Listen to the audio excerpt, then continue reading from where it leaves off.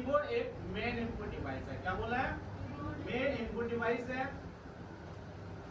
जिसे 104 की होती है, जिसका अलग अलग यूज किया जाता है।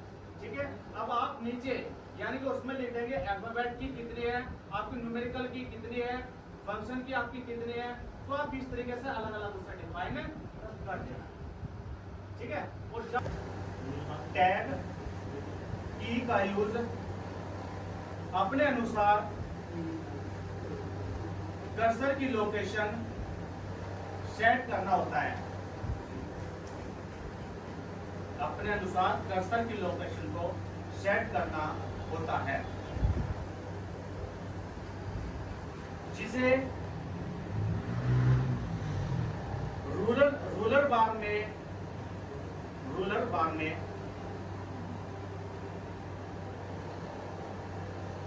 मार्जिन के अनुसार सेट किया जाता है।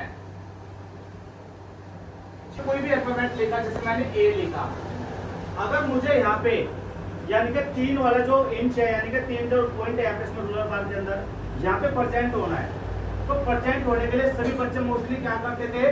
स्पेस का बटन दबाते थे। क्या करते थे? स्पेस बार, यानी कि आप प्रेस करते थे कई बार, यानी कि 10 से 15 बार आप प्रेस करेंगे तब जाके यहाँ पे परसेंट होगा कर्सर।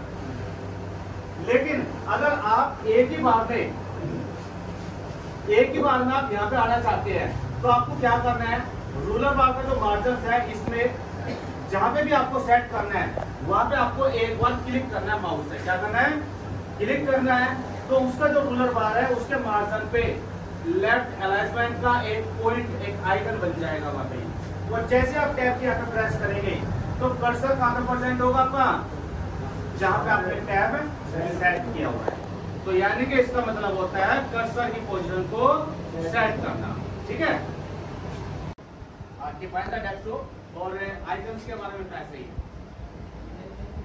तो जो डेस्कटॉप के बारे में आपको डिफाइन करना है, कंप्यूटर सिस्टम को ऑन करने के बाद जो स्क्रीन स्टॉप हो जाती है उसे डेस्कटॉप कहा जाता है, जिस पर कुछ आइकन्स बने होते हैं। अब उन्हें आइकन को डिफाइन करना है, जैसे शॉर्टकट की होती है।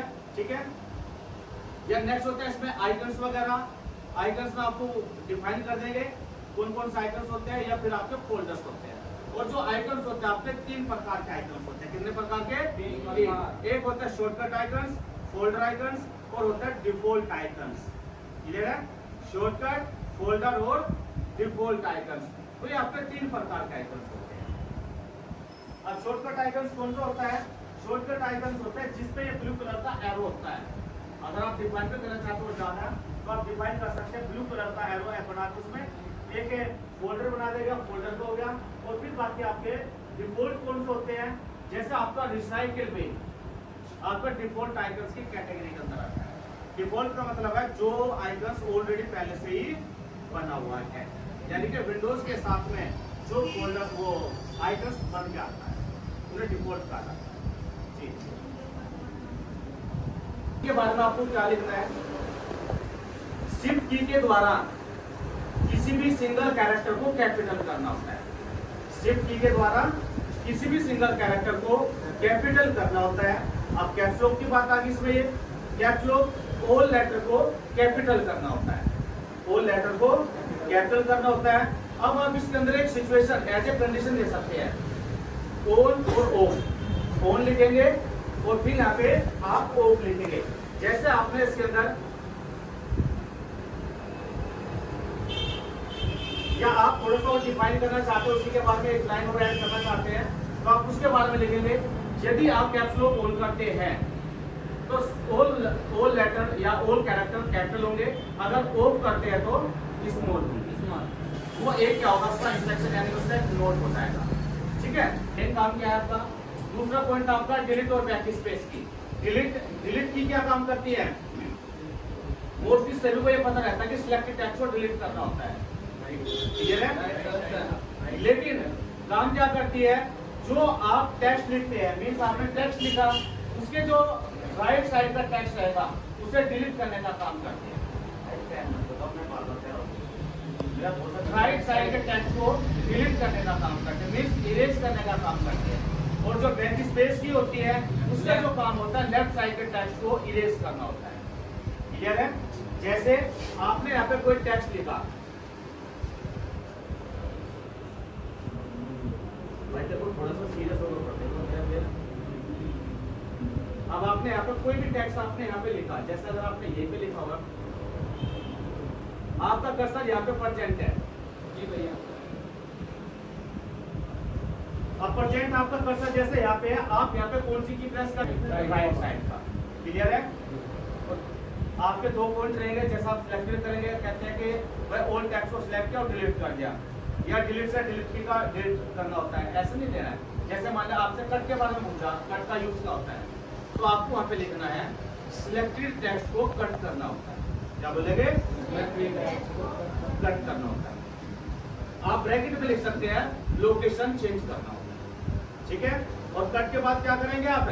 पेस्ट करेंगे। ऐसे कॉपी से बहुत से बच्चे लिख देते हैं, कॉपी से कॉपी करना होता है, ऐसे नहीं बोला है। कॉपी से यानी कि सिलेक्टेड टेक्स्ट को कॉपी करना होता है, उसके बाद कॉपी किए गए टेक्स्ट को पेस्ट करना होता है। अब आप का डाउट क्लियर होगा बैक स्पेस और डिलीट की का। नेक्स्ट आता है एरो की। देखिए एरो की कितनी होती है? कितनी होती है एरो की? 4 वाले कौन है? हाथ उठाना एक बार सभी, हाथ उठा दो जो भी गलत सही है। न्यूमेरिकल की के अंदर 4 की होती है जैसे, और ये की कब काम करती है? जब नमलोक ऑन है। अगर बात सुनो भाई, नमलोक ऑन है तो क्या काम करेगा? न्यूमेरिकल की का काम करेगा, जो भी नंबर्स वगैरह है वो काम करेगी। अगर नमलोक ऑफ किया है आपने, ऑफ का मीन्स होगा लाइट ऑफ होगी, तो उसमें क्या होगा? जो इसमें सिंबल बना हुआ है वो उस की का काम करेगा। अब जैसे देखिए यहाँ पे आपके पास कीबोर्ड आप देख भी सकते हैं, आपका यहाँ पे इसमें ये एक एरो की यानी कि टॉप की ओर 8 वाला जो कैरेक्टर है, ठीक है, उस पे है, ऐसे 4 वाली की पे, और आपके 2 वाली की पे और 6 वाली की पे, यानी कि लेफ्ट राइट टॉप और बॉटम वाला सिंबल बना हुआ है। लेकिन कंडीशन ये काम कब करेगा? ये जब नंबरों की। अब कितनी एरो की होती है? 8। ठीक है जी।